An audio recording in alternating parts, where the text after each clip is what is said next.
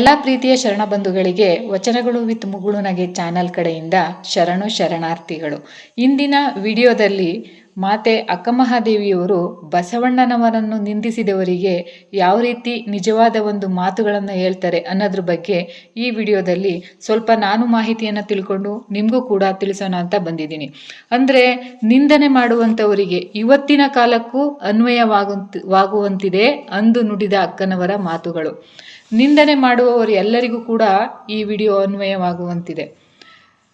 ಅಕ್ಕನವರು ಒಂದು ದಿವಸ ನದಿಯ ದಂಡೆಯ ಮೇಲೆ ಕುಳಿತು ಪೂಜಿಸುತ್ತಿರುವಾಗ, ಅಂದರೆ ಕಲ್ಯಾಣಕ್ಕೆ ಹೋಗುವ ನಡು ಮಾರ್ಗದಲ್ಲಿ ಒಂದು ನದಿಯ ದಂಡೆಯ ಮೇಲೆ ಕುಳಿತು ಪೂಜಿಸುತ್ತಿರುವಾಗ ದೂರದಲ್ಲಿ ಏಕನಾದದ ಧ್ವನಿಯೊಡನೆ ವಚನಗಳ ಗಾಯನ ಕೇಳಿ ಬಂದಿತು. ಬೆಂಗಾಡಿನಲ್ಲಿ ನಡೆದವನಿಗೆ ನೀರಿನ ಚಿಲುಮೆಯನ್ನು ಕಂಡಷ್ಟು ಆನಂದವಾಯಿತು. ಕುತೂಹಲಿಗಳಾಗಿ ಅಕ್ಕಮಹಾದೇವಿಯವರು ಅತ್ತ ನಡೆದರು. ನದಿಯ ದಂಡೆಯ ಮೇಲಿನ ಗುಡಿಯೊಂದರಲ್ಲಿ ಕಾವಿದಾರಿ ಸನ್ಯಾಸಿಗಳು ಕೆಲವರು ಕುಳಿತು ವಚನಗಳನ್ನು ಹಾಡುತ್ತಾ ಭಜನೆಗಳನ್ನು ಮಾಡುತ್ತಾ ಇದ್ದರು. ಕೆಲವು ವೈರಾಗಿಣಿಯರು ಕೂಡ ಅವರೊಡನೆ ಇದ್ದರು. ಮಹಾದೇವಿ ಆ ಗುಂಪಿನ ಸಮೂಹದಲ್ಲಿ ಕುಳಿತು ತನ್ಮಯಳಾಗಿ ವಚನಗಳನ್ನು ಆಲಿಸತೊಡಗಿದರು. ಆಕೆಯ ಕೊರಳೊಳಗಿನ ಇಷ್ಟಲಿಂಗ, ಹಣೆಯ ಮೇಲಿನ ವಿಭೂತಿಯನ್ನು ನೋಡಿ ಲಿಂಗವಂತಳೆಂದು ಗುರುತಿಸಿದರು ಆ ಸನ್ಯಾಸಿಗಳು. ಮಹಾದೇವಿಯ ತಾರುಣ್ಯ, ಆ ಚೆಲುವನ್ನು ನೋಡಿ ವಿಕ್ರಾಂತರಾದರು. ಮುಖದ ಸಾತ್ವಿಕತೆಯನ್ನು ಕಂಡು ಉತ್ತಮ ಸಾಧಕಳೆಂದು ಗುರುತಿಸಿದರು. ನೀನು ಯಾರು ತಾಯಿ, ಯಾರೆಂಬುದನ್ನು ಅಂತ ಕೇಳ್ತಾರೆ.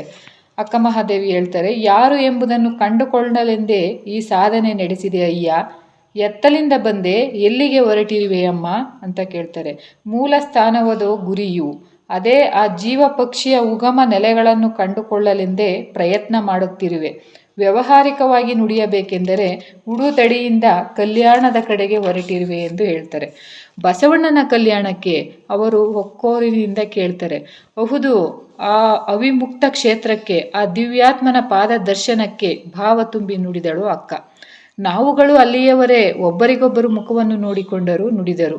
ಮಹಾದೇವಿಯ ಹೃದಯ ಆನಂದದಿಂದ ನುಲಿಯಿತು.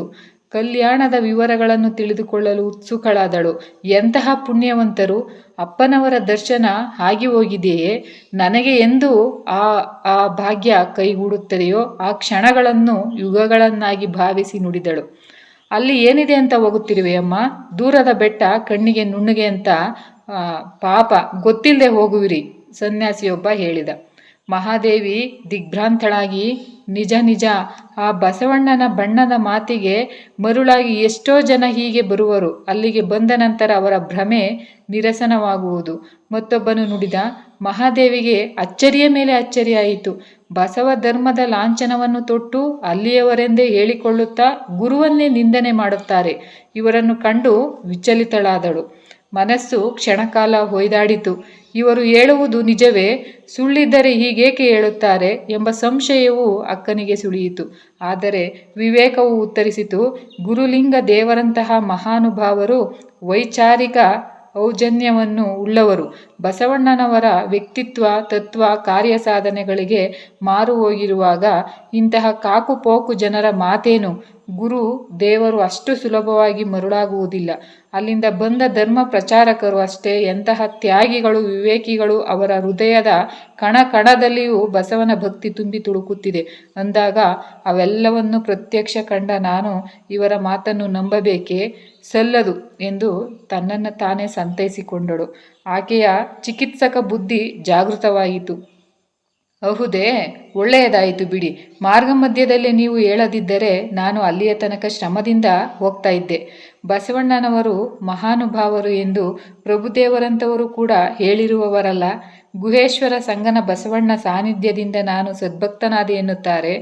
ಓ, ಅದರೆಲ್ಲ ಒಳಗೂ ಒಗ್ಗಟ್ಟಿಗಳಿಂದ ಪ್ರಭುದೇವರು ನನಗಿಂತ ಯಾವುದರಲ್ಲೂ ಭೇದವಿಲ್ಲ, ಹೆಚ್ಚಿಲ್ಲ. ನಾನು ಹುಚ್ಚುಕುಲದಲ್ಲಿ ಹುಟ್ಟಿದವನು, ಅವನು ಕೀಳಾದ ನಡುವರ ಜಾತಿಯಲ್ಲಿ ಹುಟ್ಟಿದವ. ಅಂಥ ಕುಲಹೀನನನ್ನು ಶೂನ್ಯ ಸಿಂಹಾಸನದ ಅಧಿಕಾರಿಯಾಗಿ ಮಾಡಿದ್ದಾನೆ. ಕೆಂಬೂತವನ್ನು ನವಿಲನ್ನಾಗಿ ಮಾಡುವವನೆಂಬ ಸಾಹಸ ಬಸವನದು. ಅವನಿಗೆ ಜಾತಿ ಭೇದವಿಲ್ಲ. ಕತ್ತೆಯೂ ಒಂದೇ, ಕುದುರೆಯೂ ಒಂದೇ. ಸರಿ, ಬಸವಣ್ಣನು ಕೊಡುವ ಅನ್ನಕ್ಕಾಗಿ, ಸ್ಥಾನಕ್ಕಾಗಿ ಅವರು ಇವನನ್ನು ಹೊಗಳುವರು. ಅಸೂಯೆಯ ಧ್ವನಿಯಲ್ಲಿ ಒಬ್ಬ ಹಿರಿಯ ಸನ್ಯಾಸಿ ನುಡಿದ.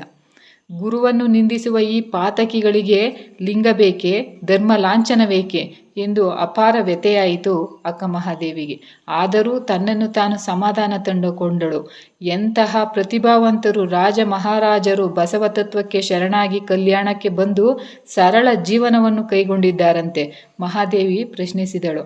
ಅವನ ಪ್ರಚಾರಕ ಮಾತಿನ ವೈಖರಿಗೆ ಮರುಳಾಗಿ, ಅನೇಕರು ಎಲ್ಲವನ್ನು ತೊರೆದು ಬರುವರು, ಪಾಪ ನೀನು ಹೋಗುತ್ತಿಲ್ವೇ? ಅವರೆಲ್ಲ ಒಗಳು ಬಟ್ಟಂಗಿಗಳು. ಪ್ರಭುದೇವರು ನನಗಿಂತ ಯಾವ ಭೇದದಲ್ಲಿಯೂ ಹೆಚ್ಚಿಲ್ಲ. ನಾನು ಹುಚ್ಚ ಕುಲದಲ್ಲಿ ಹುಟ್ಟಿದವನು, ಅವನು ಕೀಳಾದ ನಡುವರ ಜಾತಿಯಲ್ಲಿ ಹುಟ್ಟಿದವ. ಅಂತಹ ಕುಲಹೀನನನ್ನು ಶೂನ್ಯ ಸಿಂಹಾಸನದ ಅಧಿಕಾರಿಯಾಗಿಸಿ ಇದ್ದಾರೆ. ಕೆಂಬೂತವನ್ನು ನವಿಲಿನಾಗಿ ಮಾಡುವವನೆಂಬ ಸಾಹಸ ಬಸವನದು. ಅವನಿಗೆ ಜಾತಿ ಭೇದವಿಲ್ಲ. ಕತ್ತೆಯೂ ಒಂದೇ, ಕುದುರೆಯೂ ಒಂದೇ. ಬಸವಣ್ಣನು ಕೊಡುವ ಅನ್ನಕ್ಕಾಗಿ, ಸ್ಥಾನಕ್ಕಾಗಿ ಅವರು ಇವನನ್ನು ಹೊಗಳುವರು. ಅಸೂಯೆಯ ಧ್ವನಿಯಲ್ಲಿ ಒಬ್ಬ ಹಿರಿಯ ಸನ್ಯಾಸಿ ನುಡಿದ. ಗುರುವನ್ನು ನಿಂದಿಸುವ ಈ ಪಾತಕಿಗಳಿಗೆ ಲಿಂಗ ಬೇಕೆ, ಧರ್ಮಲಾಂಛನವೇಕೆ ಎಂದು ಅಪಾರ ವ್ಯಥೆಯಾಯಿತು ಮಹಾದೇವಿಯವರಿಗೆ. ಆದರೂ ತನ್ನನ್ನು ತಾನು ಸಮಾಧಾನ ಮಾಡಿಕೊಂಡು, ಎಂತೆಂತಹ ಪ್ರತಿಭಾವಂತರು ರಾಜ ಮಹಾರಾಜರು ಬಸವ ತತ್ವಕ್ಕೆ ಶರಣಾಗಿ ಕಲ್ಯಾಣಕ್ಕೆ ಬಂದು ಸರಳ ಜೀವನವನ್ನು ಕೈಗೊಂಡಿದ್ದಾರಂತೆ ಎಂದು ಮಹಾದೇವಿ ಪ್ರಶ್ನಿಸಿದಳು. ಅವನ ಪ್ರಚಾರಕರ ಮಾತಿನ ವೈಖರಿಗೆ ಮರುಳಾಗಿ, ಅನೇಕರು ಎಲ್ಲವನ್ನು ತೊರೆದು ಬರುವರು, ಪಾಪ ನೀನು ಹೋಗುತ್ತೀಯಲ್ವೇ?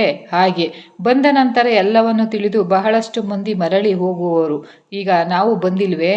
ಹೀಗೆ ಅಲ್ಲಿ ಅನಾಚಾರ ನೋಡಬೇಕು. ಹಿಂದಿನಿಂದ ಬಂದ ಸಂಪ್ರದಾಯಗಳನ್ನು ಅಲ್ಲಗೆಳೆಯುತ್ತಾರೆ. ವಿಘ್ನೇಶ್ವರ ಪೂಜೆನೂ ಮಾಡಲ್ಲ, ನವಗ್ರಹ ಪೂಜೆನೂ ಮಾಡಲ್ಲ, ಪಂಚಾಂಗನೂ ನೋಡಲ್ಲ. ಇನ್ನೊಬ್ಬ ಹೇಳಿದ, ಅದು ಹೋಗ್ಲಿ, ಸಮಾಜ ಸುಧಾರಣೆಯ ನೆನಪಲ್ಲಿ ಸಮಾಜದ ಬಾಹಿರ ನೀತಿಗೆಟ್ಟ ವೇಶ್ಯೆಯರನ್ನೆಲ್ಲ ಅನುಭವ ಮಂಟಪದಲ್ಲಿ ಬಿಟ್ಟುಕೊಳ್ಳುತ್ತಾನೆ ಆತ. ಎಲ್ಲರೂ ಎಲ್ಲರ ಜೊತೆಗೆ ಸಮಾನಾಗಿ ನೆಲದ ಮೇಲೆ ಕೂತ್ಕೋಬೇಕು. ಅವನಂತೂ ಬುದ್ಧಿ ಇಲ್ಲದವನು. ಪ್ರಧಾನಮಂತ್ರಿಯಾದರೂ ತನ್ನ ಸ್ಥಾನವನ್ನು ಮಾನದ ಅರಿವಿಲ್ಲದೆ ಎಲ್ಲರೊಡನೆ ಸಮಾನವಾಗಿ ಕುಳಿತುಕೊಳ್ಳುವನು. ಅಂದರೆ ನಮ್ಮಂಥವರು ಹಾಗೆ ಕೂರಲು ಸಾಧ್ಯವೇ? ಮತ್ತೊಬ್ಬ ಹೇಳಿದ, ಅಲ್ಲಿ ಎಲ್ಲರೂ ದುಡಿಯಬೇಕು. ಮಹಾಮನೆಯ ದಾಸೋಹದಲ್ಲಿ ಪ್ರಸಾದ ಪಡೆಯಬೇಕಾದರೆ ಎಲ್ಲರೂ ಶಾರೀರಿಕ ಭೌತಿಕ ಕಾಯಕ ಮಾಡಲೇಬೇಕು. ಹಾಗೆ ದುಡಿಯಲೇಬೇಕಾದರೆ ನಾವು ನಮ್ಮನೆಯಲ್ಲೇ ದುಡಿತೀವಲ್ವೇ? ಇಲ್ಲಿಗೆ ಯಾಕೆ ಬರಬೇಕಿತ್ತು? ಮೊದಲನೆಯವ ಹೇಳಿದ. ಮಹಾದೇವಿ ಮೌನವಾಗಿ ಆಲಿಸಿ ನಂತರ ಕೇಳಿದಳು, ನಿಮಗೆ ಅಪ್ಪನ ತತ್ವಗಳಲ್ಲಿ ವಿಶ್ವಾಸ ಇಲ್ಲದಿದ್ದರೆ ಲಿಂಗವನ್ನೇಕೆ ಕಟ್ಟಿಕೊಂಡಿರಿ? ಅವರ ವಚನಗಳನ್ನೇಕೆ ಹಾಡುವಿರಿ? ಕುತೂಹಲರಾಗಿ ಪ್ರಶ್ನಿಸಿದಳು. ಇಷ್ಟಲಿಂಗವಿದ್ದರೆ ಈಗೀಗ ಹೆಚ್ಚಾಗಿ ಪ್ರಚಾರವಾಗಿ ಹಬ್ಬುತ್ತಿರುವ ಲಿಂಗಾಯತ ಧರ್ಮದ ಅನುಯಾಯಿಗಳ ಮನೆಯಲ್ಲಿ ಪ್ರಸಾದಕ್ಕೆ ಅನುಕೂಲವಾಗಲೆಂದು. ವಚನಗಳು ತಿಳಿ ಕನ್ನಡದಲ್ಲಿ ಇರೋದ್ರಿಂದ ಜನಸಾಮಾನ್ಯರನ್ನು ಬೇಗ ಆಕರ್ಷಿಸುತ್ತವೆ ಮತ್ತು ಅದರ ಮೇಲೆ ಪರಿಣಾಮ ಮಾಡುವವು. ಅಪ್ಪನವರು ಕೊಟ್ಟ ತತ್ವಗಳು ವಚನಗಳ ಪ್ರಚಾರಕ್ಕಾಗಿ ನಿಮಗೆ ಬೇಕು. ಅವರ ವ್ಯಕ್ತಿತ್ವದಲ್ಲಿ ನಿಮಗೆ ಮಾತ್ರ ವಿಶ್ವಾಸವಿಲ್ಲದೆ ತನ್ನ ತಳಮಳವನ್ನು ಅಡಗಿಸಿಕೊಂಡು ಮೃದುವಾಗಿ ಪ್ರಶ್ನಿಸಿದಳು. ಮಹಾದೇವಿ ಮೌನವಾಗಿ ಆಲಿಸಿ ನಂತರ ಕೇಳಿದಳು, ನಿಮಗೆ ಅಪ್ಪನವ ತತ್ವಗಳಲ್ಲಿ ವಿಶ್ವಾಸ ಇಲ್ಲದಿದ್ದರೆ ಲಿಂಗವನ್ನೇಕೆ ಕಟ್ಟಿಕೊಂಡಿರಿ? ಅವರ ವಚನಗಳನ್ನೇಕೆ ಹಾಡುವಿರಿ? ಕುತೂಹಲಿತಳಾಗಿ ಪ್ರಶ್ನಿಸಿದಳು. ಇಷ್ಟಲಿಂಗವಿದ್ದರೆ ಈಗೀಗ ಹೆಚ್ಚಾಗಿ ಪ್ರಚಾರ ಹಬ್ಬುತ್ತಿರುವ ಲಿಂಗಾಯತ ಧರ್ಮದ ಅನುಯಾಯಿಗಳ ಮನೆಯಲ್ಲಿ ಪ್ರಸಾದ ಸಿಗುತ್ತದೆ. ವಚನಗಳು ತಿಳಿ ಕನ್ನಡದಲ್ಲಿ ಇರೋದ್ರಿಂದ ಜನಸಾಮಾನ್ಯರನ್ನು ಬೇಗನೆ ಆಕರ್ಷಿಸುತ್ತದೆ ಮತ್ತು ಅವರ ಮೇಲೆ ಪರಿಣಾಮ ಮಾಡುವುದು. ಅಪ್ಪನವರು ಕೊಟ್ಟ ತತ್ವಗಳು ವಚನಗಳು ಪ್ರಚಾರಕ್ಕಾಗಿ ನಿಮಗೆ ಬೇಕು.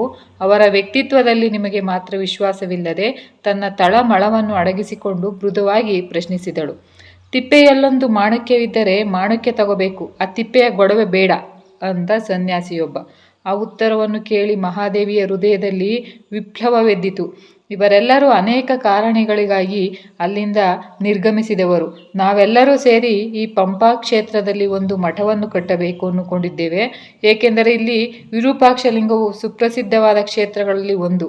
ದರ್ಶನಕ್ಕೆ ಇಲ್ಲಿಗೆ ಬರೋ ಜನರು ಬಹಳ ಇದ್ದಾರೆ. ನಮ್ಮ ಬದುಕಿಗೂ ಕಷ್ಟ ಆಗಲ್ಲ. ಕಲ್ಯಾಣಕ್ಕೆ ಹೋಗೋ ಬದಲು ನಮ್ಮೊಡನೆ ನೀವು ಇದ್ದು ಬಿಡ್ರಿ, ನಾವು ಮಹಾಕ್ರಾಂತಿನೇ ಮಾಡಬಹುದು.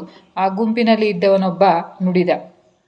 ಬಹಳ ಸಂತೋಷ, ನಿಮ್ಮ ಔದಾರ್ಯಕ್ಕೆ ಚಿರಋಣಿ. ಆದರೆ ನನಗೆ ಅನಿಸುತ್ತಿದೆ ನೀವು ಕಲ್ಯಾಣದ ಶರಣರ ಗುಂಪನ್ನು ಬಿಟ್ಟು ಬಂದುದೇ ಒಳ್ಳೆಯದಾಯಿತು ಎಂದು ನಗುತ್ತಾ ನುಡಿದನು. ಮಹಾದೇವಿ ಇಲ್ಲಿಯ ತನಕ ಗಮನಿಸಿದ ಬಸವಣ್ಣನವರ ವಿರೋಧಿಗಳಲ್ಲಿ 2 ವಿಚಾರವನ್ನು ಗುರುತಿಸಿದಳು. ಸಾಮಾಜಿಕ ತತ್ವಕ್ಕಾಗಿ ಅವರನ್ನು ಒಗ್ಗದವರು, ವೈಯಕ್ತಿಕ ಕಾರಣಗಳಿಂದಾಗಿ ದ್ವೇಷಿಸುವವರು, ಅವರ ಜಾತ್ಯತೀತತೆ ಧೋರಣೆ, ಮೂಢನಂಬಿಕೆಗಳ ವಿರುದ್ಧ ಹೋರಾಟ, ಪ್ರಗತಿಪರ ವಿಚಾರ, ಸಮಾಜ ಸುಧಾರಣೆಗಳನ್ನು ಬಯಸದವರು ಒಂದು ಬಗೆಯಾದರೆ, ತಮ್ಮ ವೈಯಕ್ತಿಕ ಕೀರ್ತಿ ಪ್ರತಿಷ್ಠೆಗಳ ಬೆಳವಣಿಗೆಗೆ ಅವಕಾಶ ಸಿಗದವರು ಇನ್ನೊಂದು ಬಗೆಯವರು. ಮಹಾದೇವಿಯ ಮಾತಿನಿಂದ ಅವರಿಗೆ ಆಶ್ಚರ್ಯವಾಗಿ ಕೇಳಿದರು, ಅದೇಕೆ ಬಂದು ಬಿಟ್ಟಿಯೇ? ಅದೇಕೆ ಒಂದು ಬುಟ್ಟಿಯ ತುಂಬ ಒಳ್ಳೆಯ ಹಣ್ಣು ಇರುವಾಗ ಅದರಲ್ಲಿ 1-2 ಕೊಳೆತ ಹಣ್ಣು ಇದ್ದರೆ ಅವು ಉಳಿದುದನ್ನು ಕೊಳೆಯಿಸುವು. ತಾವು ಹೊರಬಂದಬಹುದು ಉಪಕಾರ ಮಾಡಿದಿರಿ. ಇಲ್ಲವಾದರೆ ನಿಮ್ಮಂತಹ ಕುತಂತ್ರಿಯವರ ಹಿತೋಪದೇಶ ಕೇಳಿ ಅಪರಿಪಕ್ವವಾದ ಪರತಂತ್ರದಲ್ಲಿರುವ ಸಾಧುಕರಿಗೂ ತಪ್ಪುವ ಸಂಭವ ಇರುತ್ತಿತ್ತು. ಅಷ್ಟೇ ಅಲ್ಲ, ಒಟ್ಟಿದ ಬಣವೆಯ ಮಂಕಾದ ಹೊರ ಪದರವನ್ನು ನೋಡಿ ಅನುಭವಿಗಳು ಬಣವೆಯ ಒಳಗಣ ದಂಟೆಲ್ಲ ಕೆಟ್ಟಿರಬೇಕೆಂದು ತಪ್ಪು ಊಹೆ ಮಾಡುವಂತೆ ನಿಮ್ಮಂಥವರು ಅನುಭವ ಮಂಟಪದಲ್ಲಿ ಇದ್ದುದೇ. ಆದರೆ ನಿಮ್ಮಂತೆಯೇ ಉಳಿದ ಶರಣರು ಸಹ ಅಪರಿಚಿತರು ಎಂದು ಅಳೆದು ಬಿಡುತ್ತಿದ್ದರು. ಅಂದರೆ ನಮ್ಮದೇ ತಪ್ಪೆಂದು ನಿಮ್ಮ ಅಭಿಪ್ರಾಯವೇ? ಆಶ್ಚರ್ಯದಿಂದ ಕೇಳಿದ ಒಬ್ಬ. ನಿಮಗೆ ಅವರು ಕೊಟ್ಟ ಇಷ್ಟಲಿಂಗವೂ ಬೇಕು, ಅವರ ಗ್ರಂಥಗಳು ಬೇಕು, ವಚನಗಳು ಬೇಕು. ಅದೆಲ್ಲವನ್ನು ಗುರುವಿನಿಂದ ಪಡೆದು ಗುರುವನ್ನು ಗೌರವಿಸುವ ಸೌಜನ್ಯ ನಿಮಗಿಲ್ಲ.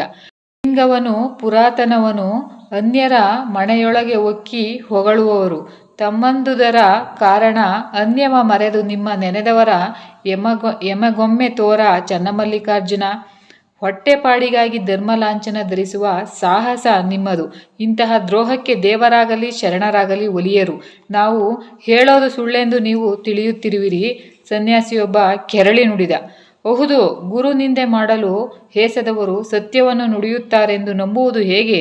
ಬಸವಣ್ಣನವರು ನಮ್ಮ ದೈವಿ ಶಕ್ತಿಯಿಂದ, ಅಮೃತವಾಣಿಯಿಂದ ಅಸಂಖ್ಯಾತರನ್ನು ಉತ್ಕರಿಸುವುದು ಹಗಲು ಕಾಣುವ ಸತ್ಯ. ಮಹಾದೇವಿ ನುಡಿದಳು. ಮತ್ತೊಬ್ಬ ಆವೇಶದಿಂದ ನುಡಿದ, ಅವನ ಸಿಹಿ ಮಾತಿಗೆ ಮೂರ್ಖತನದಿಂದ ಮಾತಾಡುವ ಇರುವೆಗಳಂತೆ ಮೂಕರಾಗುತ್ತೀರಿ. ಒಳ್ಳೆಯದು, ನೀವು ಅಂತಹುದೇ ಸಿಹಿ ಮಾತಾಡಿ ಎಷ್ಟೇ ಜನರನ್ನು ಆಕರ್ಷಿಸಿರಿ. ನಿಮ್ಮ ಪಾದಕ್ಕೆ ನಾನು ನಮಿಸುವೆ. ಕಲ್ಯಾಣಕ್ಕೆ ಕಾಲಿಟ್ಟು ಅದನ್ನು ಅವಿಮುಕ್ತ ಕ್ಷೇತ್ರವನ್ನಾಗಿ ಮಾಡಿ ಅಸಂಖ್ಯಾತರನ್ನು ಸೇರಿಸಿದವ ಒಬ್ಬ ಬಸವಣ್ಣ. ಅಂತಹ ಶಕ್ತಿ ಇದ್ದ ನೀವು ಪಂಪಾಕ್ಷೇತ್ರವನ್ನು ಉಪಜೀವನಕ್ಕೆ ಸೂಕ್ತ ಸ್ಥಳವೆಂದು ಯಾಕೆ ಹುಡುಕಿಕೊಂಡು ಬಂದಿರಿ ಅಂತ ಕೇಳ್ತಾರೆ ಅಕ್ಕನವರು. ನೋಡ್ರಿ, ಬಸವಣ್ಣನವರಿಗಿಂತ ದೊಡ್ಡ ಕ್ರಾಂತಿಯನ್ನು ನಾವು ಮಾಡಿ ತೋರಿಸ್ತೀವಿ, ಒಬ್ಬ ತರುಣ ಸನ್ಯಾಸಿ ಹೇಳಿದ. ಬಹಳ ಸಂತೋಷ, ಮಾಡಿ ತೋರಿಸಿ. ಆದರೆ ಅವರನ್ನು ನಿಂದನೆ ಮಾಡುವುದು ಏತಕ್ಕೆ? ಮನುಷ್ಯರ ಮಾತು ಅವನ ವ್ಯಕ್ತಿತ್ವಕ್ಕೆ ಕೈಗನ್ನಡಿ. ನಿಮ್ಮಗಳ ಮಾತಿನ ವೈಖರಿ ಅನ್ಯರನ್ನು, ಗುರುವನ್ನು ನಿಂದಿಸುವ ಹೀನ ವಿಚಾರಗಳೇ ವಿಚಾರ ಮಟ್ಟವನ್ನು ಸ್ಪಷ್ಟವಾಗಿ ತೋರಿಸುತ್ತವೆ. ಸತ್ಕಾರ್ಯ ಮಾಡಿ ತೋರಲು ದೈವೀ ಕರುಣೆಯ ಬೆಂಬಲ ಬೇಕು. ನಿಂದಕರಿಗೆ ಎಂದು ದೈವೀ ಕರುಣೆ ದೊರೆಯದು. ಮಹಾದೇವಿ ಸ್ಪಷ್ಟ ಧ್ವನಿಯಲ್ಲಿ ಹೇಳಿದರು. ಬಸವಣ್ಣನ ಬಣ್ಣದ ಮಾತಿಗೆ ಮೋಸ ಹೋಗುವವರನ್ನು ಎಚ್ಚರಿಸುವುದು ನಮ್ಮ ಕರ್ತವ್ಯ. ಮತ್ತೊಬ್ಬ ಹೇಳಿದ, ಸಾಮಾನ್ಯರಾದ ಜನರು ಬಹಳ ಕೀಳು ಮಟ್ಟದಲ್ಲಿ ಇರುವರು. ಅಂಥವರು ಒಬ್ಬ ವ್ಯಕ್ತಿಯಿಂದ ಲಾಭ ಪಡೆದು ಸಹ ಅವನಿಗೆ ನಿಂದನೆ ತೊಡಗುವುದು ಬಹಳ ಸಹಜ. ಹಳ್ಳದ ದಂಡೆಯಲ್ಲಿ ಭರ್ತಿ ಮಾಡಿ ಮಣ್ಣನ್ನು ನೀರು ಕುಡಿದು ಕೆಲವು ತುಂಟ ಮಕ್ಕಳು ಕುಣಿದ ಬಳಿಕ ಸುಮ್ಮನೆ ಹೋಗರು. ತಮಗೆ ಕುಡಿದು ಸಾಕಾದ ಮೇಲೆ ಅದರಲ್ಲಿ ಮೂತ್ರ ವಿಸರ್ಜನೆ ಮಾಡಿ ಹೋಗುವರು. ಹಾಗೆಯೇ ನಿಂದಕರು ತಮಗೆ ಆ ಸ್ಥಾನ ಸಾಕಾದ ತಕ್ಷಣ ನೀತಿವಂತಿಕೆಯಿಂದ ಹೋಗುವುದನ್ನು ಬಿಟ್ಟು ಅಪಪ್ರಚಾರಕ್ಕೆ ತೊಡಗುವರು. ಇದು ಮನುಷ್ಯನಿಗೆ ಅತ್ಯಂತ ಹೀನ ಗುಣ. ಇಂತಹದ್ದನ್ನು ನೀವು ಬೇರೆಯವರಿಗೆ ತತ್ವ ಧರ್ಮಗಳನ್ನು ಬೋಧಿಸಲು ಏನು ಹಕ್ಕಿದೆ? ಮಹಾದೇವಿ ನುಡಿದಳು. ಮಹಾದೇವಿಯ ತೀಕ್ಷ್ಣ ನುಡಿಗಳನ್ನು ಕೇಳಿ ಅವರೆಲ್ಲರೂ ತಣ್ಣಗಾದರು. ಇನ್ನೊಬ್ಬರ ಅಪಪ್ರಚಾರ ಮಾಡಿ ನೀವು ದೊಡ್ಡವರಾಗಬೇಕೆಂಬ ಕ್ಷುಲ್ಲಕ ಪ್ರಯತ್ನವನ್ನು ಯಾರನ್ನು ನಿಂದಿಸ ಹೋಗದೆ ಕೈಲಾದ ಉತ್ತಮ ಕಾರ್ಯವನ್ನು ಮಾಡಿರಿ. ಜಗತ್ತಿಗೆ ಅದು ಬಹುದೊಡ್ಡ ಉಪಕಾರ. ನೀವು ವ್ಯಕ್ತಿಗಳು ಇರದಿದ್ದರೆ ನಿಮಗೆ ಬರುವ ಭೀಕರ ಪಾಪ ಅಂತಹುದ್ದಲ್ಲ. ಇಂತಹ ವೇಷ ತೊಟ್ಟು ಅನ್ಯರಿಗೆ ನಿಂದೆಯಲ್ಲಿ ಕಾಲ ಕಳೆಯುವ ಬದಲು ಆ ನಾಲಿಗೆಯನ್ನು ಶಿವನ ಮಂತ್ರಕ್ಕಾಗಿ ಮೀಸಲಿಡಿ.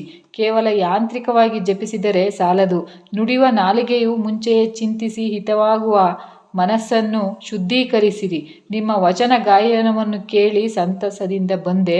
ಆದರೆ ತಂಬಿಗೆಯನ್ನು ಹೊರಗೆ ತೊಳೆಯುವುದು ಮುಖ್ಯವಲ್ಲ, ಒಳಗೆ ತೊಳೆಯಬೇಕು. ನಿಮ್ಮ ಆಂತರಾವಲೋಕನವನ್ನು ಮಾಡಿಕೊಂಡು ಅಂತರಂಗ ಶುದ್ಧೀಕರಣ ಮಾಡಿಕೊಳ್ಳಿರಿ. ಎಲ್ಲರೂ ಗರ ಬಡಿದವರಂತೆ ಕುಳಿತಿದ್ದರು. ಮಹಾದೇವಿ ಮತ್ತೆ ನುಡಿದಳು, ನಿಮ್ಮಿಂದ ನಾನೊಂದು ಬಹು ದೊಡ್ಡ ಪಾಠ ಕಲಿತೆ. ಜಗತ್ತಿನಲ್ಲಿ 2 ಬಗೆಯ ಜನರು ಇರುತ್ತಾರೆ. ಕೆಲವರು ತಾ ಎಷ್ಟೇ ಮಲಿನಂತಕರಣದವರು ಇದ್ದರೆ ತಮ್ಮ ತಪ್ಪನ್ನು ತಾವು ತಿದ್ದಿಕೊಳ್ಳದೆ ಹೋಗದೆ ಇನ್ನೊಬ್ಬರಲ್ಲಿನ ತಪ್ಪನ್ನು ಹಾರಿಸಿ ಹೋಗುತ್ತಾರೆ.